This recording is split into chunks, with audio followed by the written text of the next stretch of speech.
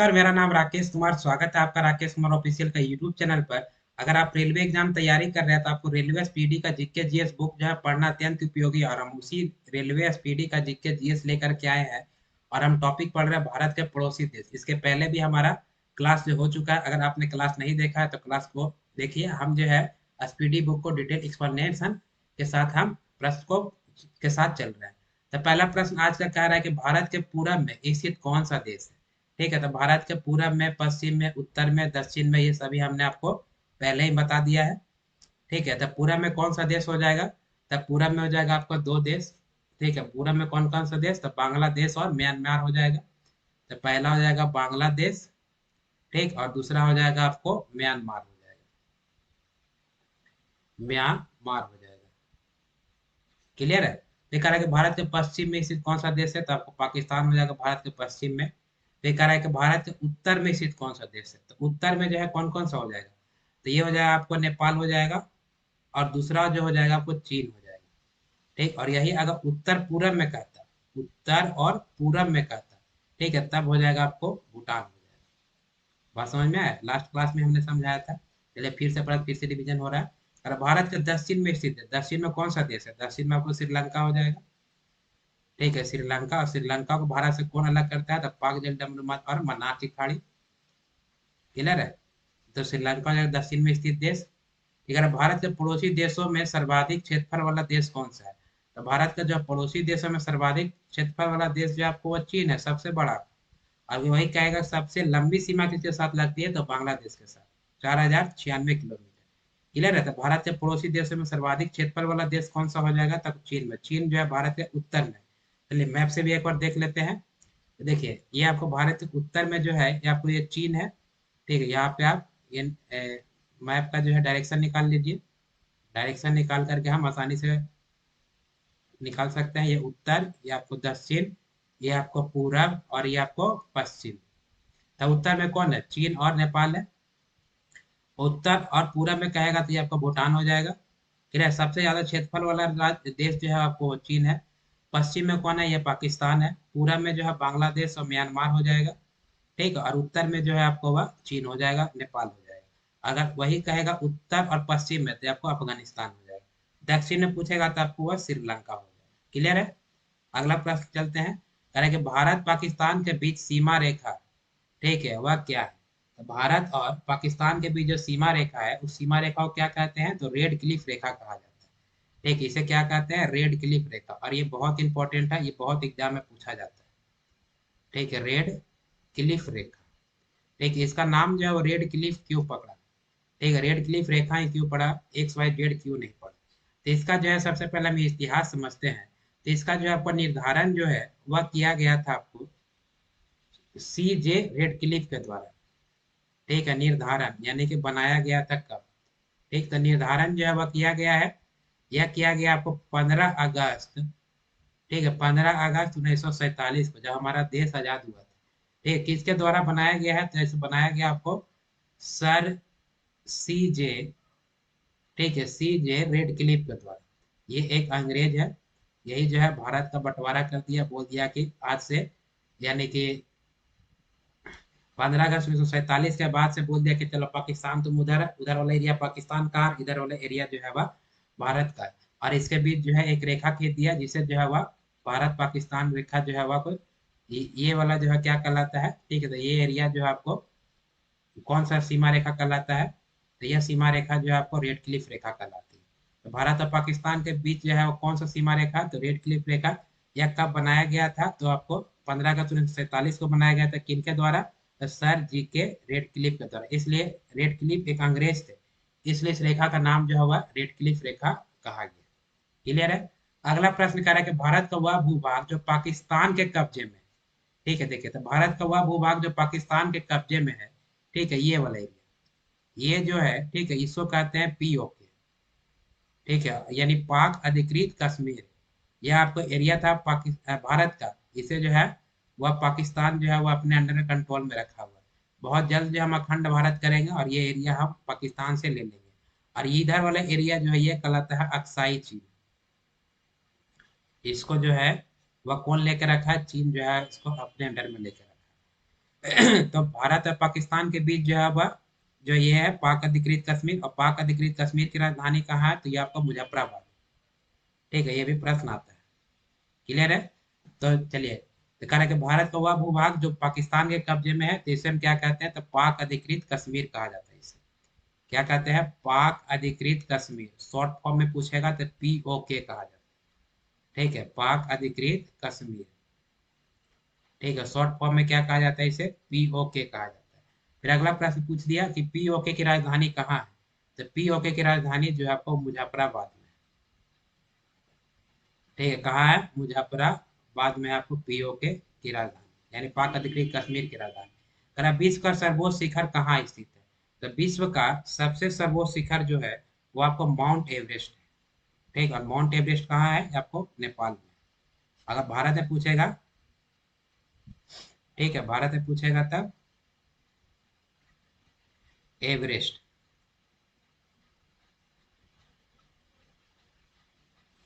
ठीक है, mount Everest जो है वह भारत का सबसे सर्वोच्च शिखर यानी सबसे ऊंची चोटी है। और जिसकी ऊंचाई कितनी है, तो इसकी ऊंचाई जो है यानी कि हाइट जो होगी वो 8,800 कहीं पर 48 देता है, कहीं पे 50 मीटर देता है। ठीक है, तो ये आप दोनों सही होगा। और इसकी जो है ये किस देश में है, तो ये आपको यह नेपाल में। किस देश में है? नेपाल में। फिर अगला प्रश्न करेंगे, भारत एवं पाकिस्तान के बीच युद्ध विराम रेखा को क्या कहते हैं, तो भारत और पाकिस्तान के बीच जो युद्ध विराम रेखा है जिसे जो है कहा जाता है नियंत्रण रेखा। क्या कहते हैं? नियंत्रण रेखा कहते हैं। और इस नियंत्रण रेखा को जो है वो शॉर्ट फॉर्म में, ठीक है, LOC कहा जाता है। ठीक है, लाइन ऑफ कंट्रोल।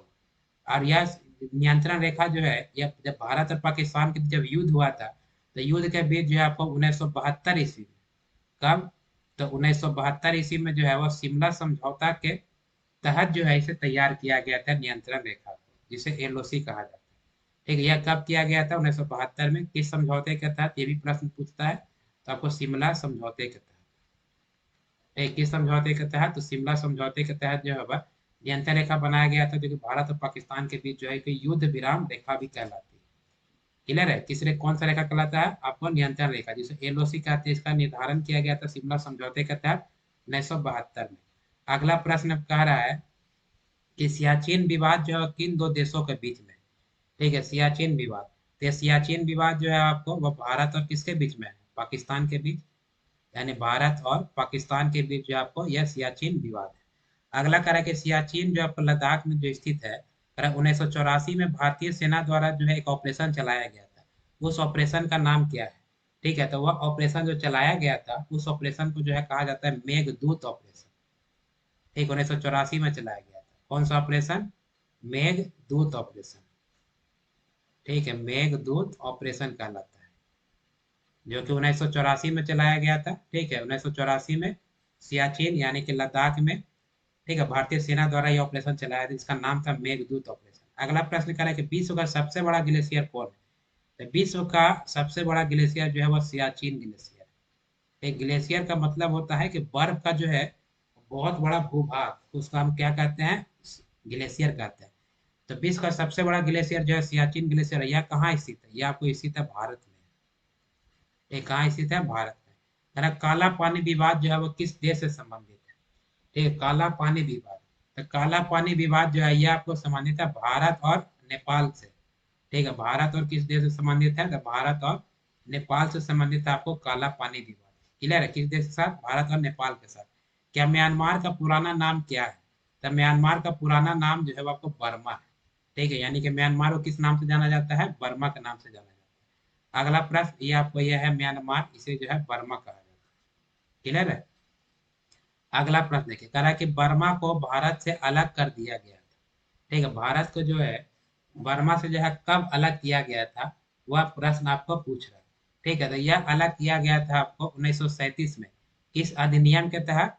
तो आपको भारत सरकार अधिनियम 1935 के तहत जो है, अधिनियम 1935 है, लेकिन अगर समय पूछेगा तब हो जाएगा 1937। यानी कि बर्मा को जो है, यानी कि म्यांमार, बर्मा म्यांमार एक ही है। पुराना नाम बर्मा, नया नाम म्यांमार। यानी कि म्यांमार को भारत से जो है वो अलग कर दिया गया था भारत सरकार अधिनियम, ठीक है, 1935 के तहत। किस अधिनियम के तहत? भारत सरकार अधिनियम। ठीक है, भारत सरकार अधिनियम ये अधिनियम जो था वो 1935 था, यानी कि जब मतलब कि जब बिल लाया गया, ठीक है, तब ये 1935 में लाया गया था, भारत सरकार अधिनियम 1935 में, देश भी आजाद नहीं हुआ था। और यह समय पूछेगा तब ये समय जो है वह अलग करने में जो है वह 2 साल लग गया, यानी कि 1937 में जो है बिल्कुल जब भारत से क्या हो गया, अलग हो गया था म्यांमार।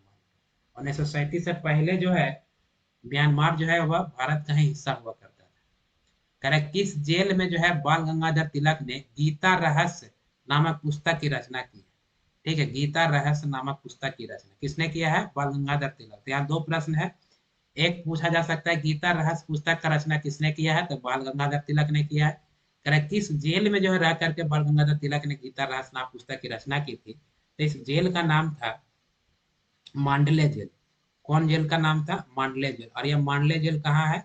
ये आपको म्यांमार में, ठीक है, कहाँ है? म्यांमार में। ठीक है, जिसे जो है भारत से कब अलग किया गया? 1937 में। अगला कह रहा है कि बहादुर शाह जफर का कब्र कहाँ है? ठीक है, बहादुर शाह जफर का कब्र जो है ये भी आपको म्यांमार में ही, ठीक है, और वह कब्र जो है वो आपको रंगून, एरिया का नाम है रंगून। ठीक है, एरिया का क्या नाम है? आपको एरिया का नाम है रंगून। ठीक, और इसी रंगून को जो है वर्तमान में किस नाम से जाना जाता है? यांगून के नाम से जाना जाता है अभी। ठीक है, यांगून। तो यांगून दे, ये आपको रंगून दे, एक ही हो जाएगा। और यह जो है म्यांमार का सबसे बड़ा शहर है। और यहीं पे जो है बहादुर शाह जफर, जो कि मुगल बादशाह, अंतिम मुगल बादशाह थे बहादुर शाह जफर, उनका जो है वह कब्र आपको म्यांमार में। क्लियर है? और म्यांमार का ये क्या है? ठीक है, म्यांमार का जो है सबसे बड़ा शहर है। कौन सा? रंगून बोले या यागून बोले? म्यांमार का सबसे बड़ा शहर। क्लियर है? अगला प्रश्न कर रहा है कि हिमालय की श्रेणी जो म्यांमार में है, ठीक है, वह श्रेणी को क्या कहा जाता है? तो हिमालय का श्रेणी जो म्यांमार में है उसे कहा जाता है आराकायनोमा। क्या कहा जाता है? आरा कान, ठीक है, योमा। आराकान योमा जो है यह आपको हिमालय की श्रेणी है, जो कि आपको म्यांमार में है। ये कह रहा है कि भारत चीन के बीच जो है वह सीमा रेखा क्या कहलाती है? तो भारत और चीन के बीच जो सीमा रेखा है उसे कहते हैं मैकमोहन रेखा। क्या कहते हैं? मैकमोहन रेखा। यह आपको भारत और चीन के बीच जो है वह सीमा रेखा है। और इसका जो आपका निर्धारण देखा जाए, इसको कब जो है निर्धारित किया गया था, यानी कब बनाया गया था, तो इसका निर्धारण किया गया था आपको 27 अप्रैल, ठीक है, 27 अप्रैल 1914 में। ठीक है, 27 अप्रैल 1914 में ये भी किया गया था आपको शिमला समझौता के तहत। ठीक है, शिमला जैसे एलओसी का किया गया था उस शिमला समझौता, तो ये भी किया गया था शिमला समझौता, लेकिन वह शिमला समझौता 1972 है और यह शिमला समझौता 1914 है, दोनों याद रखिएगा। ठीक है, यानी कि भारत और चीन के बीच जो सीमा रेखा कहलाती है वो मैकमोहन रेखा कहलाती है। मैकमोहन रेखा, और इसका निर्धारण किया गया था आपको 27 अप्रैल 1914 में। ठीक है, किस समझौते के तहत? तो इसको समझौता था आपको शिमला समझौता। ठीक है, शिमला समझौता 1914। ठीक है, किसके द्वारा किया गया था? तो मैकमोहन के द्वारा किया गया। इसका पूरा नाम था हेनरी मैकमोहन, इसलिए इस रेखा का नाम क्या पड़ा? तो मैकमोहन रेखा कहलाया। ठीक है, इनका नाम था हेनरी मैकमोहन। क्लियर है? तो हेनरी मैकमोहन ने जो है इस रेखा का निर्धारण किया था, इसलिए इस रेखा का नाम कहलाया क्या? मैकमोहन रेखा। और इसका जो है निर्धारण कब किया गया था? 27 अप्रैल 1914 को शिमला समझौता के तहत। तो चलिए, प्रत्येक क्लास की तरह इस क्लास को भी जो हमने क्या क्या पढ़ा है एक बार रिवीजन करते हैं, उसके बाद क्लास को समाप्त करेंगे। ठीक है, तो पहला प्रश्न हमने देखा था कि भारत का पूरा में स्थित कौन सा देश है? बांग्लादेश तथा म्यांमार। पश्चिम में स्थित कौन सा देश है? तो पाकिस्तान। उत्तर में स्थित कौन सा देश है? तो नेपाल, चीन। और उत्तर पूरा पूछेगा तो भूटान, और उत्तर और पश्चिम पूछेगा तो ये हो जाएगा अफगानिस्तान। ठीक है, ये क्या हो जाएगा? तब हो जाएगा नॉर्थ और वेस्ट हो जाएगा। ये कह रहा है कि भारत के दक्षिण में स्थित कौन सा देश है? तो श्रीलंका। कह रहा है कि भारत के पड़ोसी देशों में सर्वाधिक क्षेत्रफल वाला देश कौन सा है? तो आपको वह चीन है। ठीक है, कौन सा देश? चीन। अगला प्रश्न था कि भारत और पाकिस्तान के बीच जो है सीमा रेखा क्या कहलाती है? तो कहलाती है रेड क्लिफ रेखा। और इसका निर्धारण हुआ था 15 अगस्त 1947 को। इसके द्वारा किया गया था, तो सर सर सी जे रेड क्लिफ के द्वारा, इसलिए इस रेखा का नाम कहलाया रेड क्लिफ रेखा। ये कह रहा है कि भारत का वह भूभाग जो पाकिस्तान के कब्जे में है, तो जो पाकिस्तान के कब्जे में उसे हम पाक अधिकृत कश्मीर या पीओके भी कहते हैं। कह रहा है पीओके की राजधानी कहाँ है? तो मुजफ्फराबाद। कह रहा है विश्व का सर्वोच्च शिखर कहाँ स्थित है? तो माउंट एवरेस्ट, जिसकी ऊंचाई जो 8,850 मीटर है, जो आपके नेपाल में स्थित है। कह रहा है भारत और पाकिस्तान के बीच जो युद्ध विराम रेखा जो है, जिसे हम नियंत्रण रेखा के नाम से जानते हैं, और इसे हम लाइन ऑफ कंट्रोल यानी एलओसी भी कहते हैं। और इसका जो आपको निर्धारण किया गया था 1972 में शिमला समझौते के तहत। क्लियर है। अगला था आपको सियाचिन विवाद जो है किन दो देशों के बीच है, तो भारत और पाकिस्तान के बीच। सियाचिन लद्दाख में जो है एक भारतीय सेना के द्वारा 1984 में एक ऑपरेशन चलाया गया था, जिसे हम मेघदूत ऑपरेशन कहते हैं। अगर भारत विश्व का सबसे बड़ा ग्लेशियर जो आपको सियाचिन ग्लेशियर आपको भारत में है। अगर काला पानी विवाद जो है किस देश से संबंधित है, तो भारत और नेपाल से संबंधित है। अगर म्यांमार का पुराना नाम क्या है, तो म्यांमार का पुराना नाम बर्मा, इसे 1937 में जो भारत से अलग कर दिया गया। क्लियर है। देखा है कि बर्मा को जो है भारत से अलग कर दिया गया था कब, तो भारतीय सरकार मतलब भारतीय सरकार अधिनियम 1935 के तहत। और यह किया गया था आपको 1937 में। अरे किस जेल में बाल गंगाधर तिलक ने गीता रहस्य नामक पुस्तक की रचना की थी, तो आपको मांडले जेल में या आपको म्यांमार में है। अरे बहादुर शाह जफर का कब्र ये भी आपको म्यांमार के जो है आपको रंगून शहर में, और ये रंगून का ही वर्तमान यांगून शहर के नाम से जानते हैं, जो कि म्यांमार का सबसे बड़ा शहर है। अरे हिमालय का वह श्रेणी जो म्यांमार में स्थित है, उसे हम अरायकान योमा कहते हैं। अरे भारत और चीन के बीच जो सीमा रेखा है, भारत और चीन के बीच, जिसे मैकमोहन रेखा कहते हैं, जिसे हेनरी मैकमोहन के द्वारा जो है वो 27 अप्रैल 1914 ईस्वी में जब शिमला समझौता के तहत इसे निर्धारित किया गया। तो आज के लिए बस इतना ही रखता हूँ। ठीक है, फिर मिलते हैं हम अगले क्लास में। अगर आप हमारे चैनल पे नए हैं तो चैनल को सब्सक्राइब कीजिए, क्लास अच्छा लग रहा है तो लाइक कीजिए, और क्लास को शेयर कर दीजिएगा तो और अच्छा लगेगा। फिर मिलते हैं हम अगले क्लास में, तब तक के लिए जय हिंद, जय भारत।